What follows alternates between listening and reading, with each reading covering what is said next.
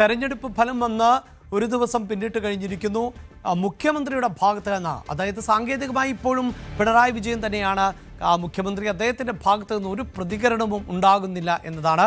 പരാജയത്തിൽ പ്രാഥമിക പ്രതികരണത്തിന് പോലും അദ്ദേഹം തയ്യാറായിട്ടില്ല. വിജയികളെ അഭിനന്ദിക്കാനും അദ്ദേഹം തയ്യാറായിട്ടില്ല എന്നതാണ് എടുത്തു പറയേണ്ടത്. ഇന്നലെയായിരുന്നു കണ്ണൂരിൽ നിന്ന് മുഖ്യമന്ത്രി തലസ്ഥാനത്തേക്ക് എത്തുകയും ചെയ്തത്. വാർത്തയുടെ വിശദാംശങ്ങളുമായി ഇപ്പോൾ ചേരുന്നത് വി അരുൺ ആണ്. അരുൺ, ഒരുപക്ഷെ ഈ അവസാന മന്ത്രിസഭാ യോഗം ഈ തെരഞ്ഞെടുപ്പിന് ശേഷം ചേരാമെന്ന് തീരുമാനിച്ചിരുന്നു എന്നതാണ് നമുക്കറിയാൻ സാധിച്ചിരുന്നത്. പക്ഷേ അത് പിന്നീട് ഉപേക്ഷിച്ചു എന്നുള്ളതാണ്.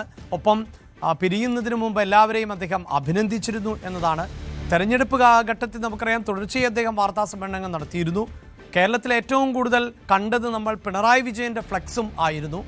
അങ്ങനെയുള്ള ഒരു തെരഞ്ഞെടുപ്പിലാണ് ഇപ്പോഴിതാ വലിയ പരാജയം ഏറ്റുവാങ്ങുന്നത്. കേരളത്തിൻ്റെ മുഖ്യമന്ത്രി എന്ന നിലയിൽ അദ്ദേഹത്തിന് പ്രതികരിക്കുക എന്നതൊരു രാഷ്ട്രീയ മര്യാദയാണ്. അതെപ്പോൾ വേണമെന്ന് അദ്ദേഹമായിരിക്കാം തീരുമാനിക്കുക. എങ്കിൽ പോലും ഇവിടെ ഈ തമിഴ്നാട്ടിൽ ഇതിലും വലിയ തോൽവി, അല്ലെങ്കിൽ മുഖ്യമന്ത്രി തന്നെ പരാജയപ്പെട്ട സാഹചര്യമുണ്ട്. അങ്ങനെയുള്ള സ്റ്റാലിൻ, കൊളത്തൂർ പോലെയുള്ള ഒരു മണ്ഡലം 3 തവണ വിജയിപ്പിച്ച കൊളത്തൂരിൽ ഇത്തവണ തോൽവി അറിഞ്ഞ് സ്റ്റാലിൻ പ്രതികരിച്ചു കഴിഞ്ഞു. അവിടുത്തെ വോട്ടർമാർക്ക് നന്ദി പറഞ്ഞു കഴിഞ്ഞു. ഇപ്പോഴും മുഖ്യമന്ത്രി മൗനം തുടരുകയാണ്. അത് പാർട്ടിക്കുള്ളിലും അണികൾക്കിടയിലും. ഇപ്പോൾ ബിനോയ് വിശ്വം പറഞ്ഞ പോലെ തോറ്റു എന്ന് കരുതി ഞങ്ങൾ ജനങ്ങൾക്കൊപ്പം ഉണ്ടാകും എന്നാണ് ബിനോയ് വിശ്വം പറയുന്നത്. അതുപോലെ മുഖ്യമന്ത്രിയിൽ നിന്നൊരു പ്രതികരണം ഉണ്ടാകാത്തത് എന്തുകൊണ്ട് എന്നാണ് മനസ്സിലാക്കുന്നത്. ആ പ്രതികരണമില്ലായ്മ ഇപ്പോഴും പാർട്ടിയെ പിന്തുണയ്ക്കുന്നവർക്കിടയിൽ ഏത് തരത്തിലുള്ള ഒരു വികാരമാണ് സൃഷ്ടിച്ചിട്ടുള്ളത്?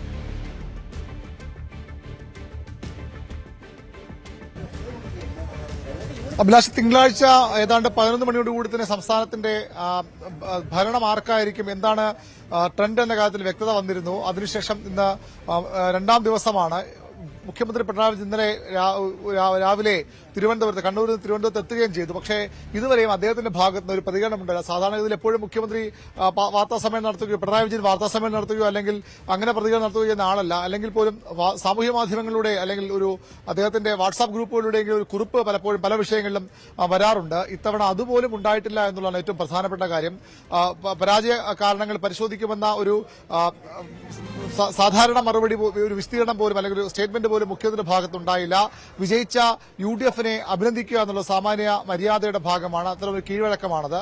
അതും ഇതുവരെ മുഖ്യമന്ത്രിയായിരുന്ന പിണറായി വിജയനിൽ നിന്ന് ഉണ്ടായിട്ടില്ല എന്ന ഏറ്റവും പ്രധാനപ്പെട്ട കാര്യം. നമുക്ക് ലഭിക്കുന്ന സൂചനകൾ, അദ്ദേഹം ഇന്ന് ഇപ്പോൾ ചേർന്നുകൊണ്ടിരിക്കുന്ന CPM സംസ്ഥാന സെക്രട്ടേറിയറ്റ് യോഗത്തിന് ശേഷം മാധ്യമങ്ങളെ കാണും. പരാജയ കാരണങ്ങളിൽ വിശദമായ ഒരു വാർത്താ സമ്മേളനം മുഖ്യമന്ത്രി പിണറായി വിജയന്റെ ഉണ്ടാകുമെന്ന് തന്നെ ആണ് നമുക്ക് പ്രതീക്ഷിക്കാൻ കഴിയുന്നത്. പക്ഷേ ഇത്രയധികം വൈകി എന്നത് അസാധാരണമാണ്. സാധാരണഗതിയിൽ നേരത്തെ തന്നെ ഒരു പ്രതികരണം, പ്രാഥമിക പ്രതികരണമെങ്കിലും നടത്തേണ്ടതായിരുന്നു. പക്ഷെ അത് ഇതുവരെ ഉണ്ടായിട്ടില്ല. ഇപ്പോൾ CPM സംസ്ഥാന സെക്രട്ടേറിയറ്റ് യോഗം തുടരുകയാണ്. അതിനുശേഷം മുഖ്യമന്ത്രിയുടെ വാർത്താ സമ്മേളനവും ഇന്ന് ഉണ്ടാകുമെന്നാണ് നമുക്ക് ലഭിക്കുന്ന സൂചനകൾ. മുഖ്യമന്ത്രിയുടെ പ്രതികരണത്തിന് രാഷ്ട്രീയ കേരളം കാത്തിരിക്കുക തന്നെയാണ്. എന്താണ് പറയാനുള്ളത് എന്ന്. ഒപ്പം അരുൺ, ഇനിയുള്ള ഒരു പ്രതിസന്ധി ആരായിരിക്കും പ്രതിപക്ഷ നേതാവ് എന്നതാണ്. അതിനെ അങ്ങനെ ഒരു പ്രതിസന്ധി എന്ന് വിലയിരുത്താനാവില്ല. മുൻനിര നേതാക്കൾ ഉണ്ട് നിലവിലെ സാഹചര്യത്തിൽ. തീർച്ചയായും അതിൽ പിണറായി വിജയൻ തന്നെയാണ് ഏറ്റവും മുതിർന്ന നേതാവ്. പിന്നീടുള്ളത് KN ബാലഗോപാലാണ്. സജി ചെറിയാനെ പോലെയുള്ള, മുഹമ്മദ് റിയാസിനെ പോലെയൊക്കെയുള്ളവർ ആ പട്ടികയിലേക്ക് വരുന്നുമുണ്ട്. ഇന്ന് തന്നെ ഒരു പ്രതിപക്ഷ നേതാവിനെ നിശ്ചയിക്കും എന്ന് പ്രതീക്ഷിക്കേണ്ടതുണ്ടോ? അവിടെ മുഖ്യമന്ത്രി തന്നെ പ്രതിപക്ഷത്തെ നയിക്കാൻ പറ്റുന്നൊരു സാഹചര്യമാണോ ഇപ്പോഴുള്ളത്? എന്താണ് പൊതുവിൽ നമുക്ക് പാർട്ടി കേന്ദ്രങ്ങളിൽ നിന്ന് ലഭിക്കുന്ന വിവരങ്ങൾ? ഇന്ന് തന്നെ അതിലൊരു തീരുമാനം ഉണ്ടാകാൻ തന്നെയാണ് സാധ്യത. പ്രഖ്യാപനമൊക്കെ പിന്നീട് ഇടതുമുന്നണി യോഗമൊക്കെ ചേർന്ന ശേഷം മാത്രമേ വരിക. പക്ഷേ ഇന്ന് തന്നെ ആരാണ് പ്രതിപക്ഷം നയിക്കേണ്ട കാര്യത്തിൽ തീരുമാനമുണ്ടാകും.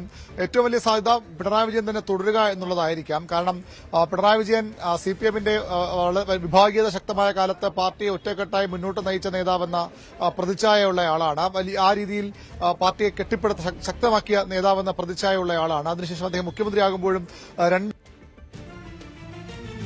കഴിഞ്ഞു. അങ്ങനെയുള്ള ഒരു പിണറായി വിജയന് ഇടതുമുന്നണി ചരിത്രത്തിലില്ലാത്ത ഏറ്റവും വലിയ പരാജയം, CPM ഏറ്റവും വലിയ വെല്ലുവിളി നേരിടുന്ന ഘട്ടത്തിൽ പാർട്ടി കോട്ടകൾ പാർട്ടി നേതാക്കളുടെയും പ്രവർത്തക വോട്ടുകൾ പോലും രാഷ്ട്രീയ എതിരാളികളിലേക്ക് വിമതരിലേക്ക് പോകുന്ന ഒരു സാഹചര്യം. അങ്ങനെ കണ്ണൂരും കാസർഗോഡും ഉൾപ്പെടെയുള്ള പാർട്ടി ശക്തി കേന്ദ്രങ്ങൾ പോലും UDF പിടിച്ചെടുത്ത സാഹചര്യത്തിൽ പിണറായി വിജയൻ പരാജയം സംബന്ധിച്ച് ഇറങ്ങിപ്പോകുമെന്ന് കരുതുന്നവർ കുറവാണ് CPM-ൽ. അദ്ദേഹം ആ വെല്ലുവിളികൾ ഏറ്റെടുക്കും. അദ്ദേഹം പ്രതിപക്ഷ നേതൃസ്ഥാനത്തേക്ക് കുറച്ചു കാലയളവിലെങ്കിലും പൂർണ്ണമായും 5 വർഷം അദ്ദേഹം ഉണ്ടാകുമെന്ന കാര്യത്തിൽ പ്രതിപക്ഷ സ്ഥാനത്ത് ഉണ്ടാകുമെന്ന് വ്യക്തതയില്ല. പക്ഷേ തുടക്കകാലത്തെങ്കിലും അദ്ദേഹം ആ ഒരു വെല്ലുവിളി ഏറ്റെടുക്കും. ഇപ്പോൾ തന്നെ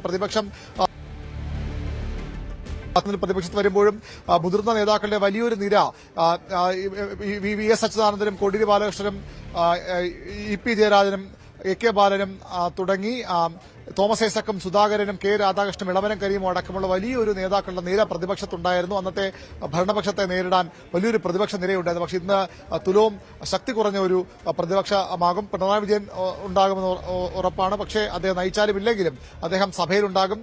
പിന്നീട് KN ബാലഗോപാൽ, മുഹമ്മദ് റിയാസ്, അതുപോലെ തന്നെ സജി ചെറിയാൻ തുടങ്ങിയ നേതാക്കളിൽ ഒതുങ്ങും CPM നേതൃനിരയിലെ സഭാ സാന്നിധ്യം. പ്രതിപക്ഷത്ത് മറ്റ് കക്ഷികളും കുറവാണ്. CPM-ഉം 8 CPI MLA-മാരും മാറ്റിവെച്ചാൽ പിന്നീട് RJD-യുടെ ഒരൊറ്റ MLA മാത്രമാണ് ഇടത് മുന്നണിക്കൊപ്പമുള്ളത്. അതുകൊണ്ട് തന്നെ പ്രതിപക്ഷത്തിനെ ശക്തിപ്പെടുത്താൻ കുറച്ചൊക്കെ ദിശാബോധവും ശക്തിയും നൽകാൻ പിണറായി ആദ്യകാലങ്ങളിൽ ഉണ്ടാകണം, ആദ്യകാലങ്ങളെങ്കിലും പ്രതിപക്ഷ നേതൃസ്ഥാനത്ത് ഉണ്ടാകണം എന്നാവശ്യപ്പെടുന്നവർ CPM-നുണ്ട്. അങ്ങനെയെങ്കിലും ഒരുപക്ഷെ പിണറായി കൂടി തയ്യാറായ അദ്ദേഹം തന്നെ പ്രതിപക്ഷ നേതൃസ്ഥാനത്തേക്കും വരും. അതിലും പൂർണ്ണ യോജിപ്പ് CPM ഉണ്ടാകുമെന്ന കാര്യത്തിൽ വ്യക്തതയില്ല. കീഴ്ഘടകങ്ങളിലൊക്കെ സമ്പൂർണ്ണമായ ഒരു തലമുറ മാറ്റം വേണമെന്ന ആവശ്യം സാമൂഹ്യ മാധ്യമങ്ങളിലും കീഴ്ഘടകങ്ങളിലുമൊക്കെ ഉണ്ട് എന്നതുകൂടി ശ്രദ്ധിക്കേണ്ടതാണ്. അവിടെ P ജയരാജൻ വരട്ടെ, M സ്വരാജ് വരട്ടെ എന്നൊക്കെ പറയുമ്പോൾ പാർലമെന്റ് രംഗത്തേക്കും KN ബാലഗോപാൽ കേന്ദ്ര കമ്മിറ്റി അംഗമാണ്, അദ്ദേഹത്തിന് ഇപ്പോൾ നേതാക്കൾ വരട്ടെ എന്നൊരാവശ്യവും ഒരുപക്ഷെ ഉയർന്നു വന്നേക്കാം. പക്ഷേ പിണറായി വിജയൻ പ്രതിപക്ഷ നേതൃസ്ഥാനത്തേക്ക് വരാൻ ആഗ്രഹിക്കുന്നുവെങ്കിൽ അത് തന്നെ നടക്കാനാണ് സാധ്യത. ഇന്നലെ CN മോഹനെ പോലുള്ള സംസ്ഥാന സെക്രട്ടറി അംഗങ്ങളൊക്കെ ആ നിലപാട് വ്യക്തമാക്കുന്നു. പിണറായി അല്ലാതെ മറ്റാര് എന്ന ചോദ്യം അവരൊക്കെ തന്നെ ഉന്നയിച്ചു കഴിഞ്ഞു. അതൊരുപക്ഷെ ഈ സെക്രട്ടേറിയറ്റിന് മുന്നേട് ഉള്ള ഒരു കളം ഒരുക്കലാകാം, നിലമൊരുക്കലാകാം. അങ്ങനെയെങ്കിൽ പിണറായി തന്നെ പ്രതിപക്ഷതാകും. അതില്ലെങ്കിൽ പ്രതിപക്ഷതാവുകയും ഒപ്പം KN ബാലഗോപാലിനെ ഉപനേതാവാക്കുകയും ചെയ്യും. 2011 VS അച്യുതാനന്ദൻ പ്രതിപക്ഷതാവുമ്പോൾ കോടിയേരി ബാലകൃഷ്ണൻ ഉപനേതാവായതുപോലെ അത്തരമൊരു നീക്കം ക്രമീകരണം നടത്താം. അല്ലെങ്കിൽ പൂർണ്ണമായും പിണറായി മാറുന്നതുകൊണ്ട് KN ബാലഗോപാൽ നേതൃത്വത്തിൽ പുതുനിര ഇടതുമുന്നണിയുടെ പാർലമെന്ററി രാഷ്ട്രീയവും നിയന്ത്രിക്കാൻ പുതിയ ദിശാവും നൽകാൻ അത്തരമൊരു ടീം വരാനും സാധ്യത തള്ളിക്കളയാനാകില്ല. പക്ഷേ അവിടെ വരുമ്പോൾ തീർത്തും ദുർബലമെന്നൊരു പ്രതി തുടക്കത്തിൽ തന്നെ ഉണ്ടാകും. തീർച്ചയായും ഇത്തവണ പ്രതിപക്ഷ നിരയിലെ അംഗബലം എന്നത് ഏറെ കുറവാണ് എന്നതാണ് എടുത്തു പറയേണ്ടത്. 35 അംഗങ്ങൾ മാത്രം. അതിൽ തന്നെ 3 മുന്നണിയുടെ ഭാഗമായിരുന്ന 3 കക്ഷികൾ മാത്രമാണ് ഉള്ളത്.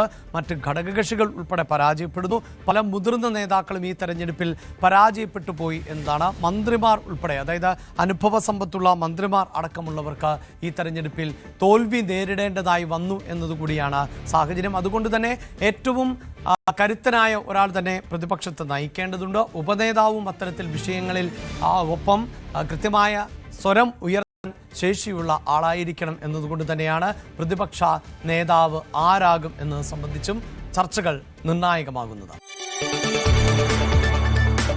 കൂടുതൽ വാർത്തകൾക്ക് News 18 Keralam YouTube channel subscribe ചെയ്യുക.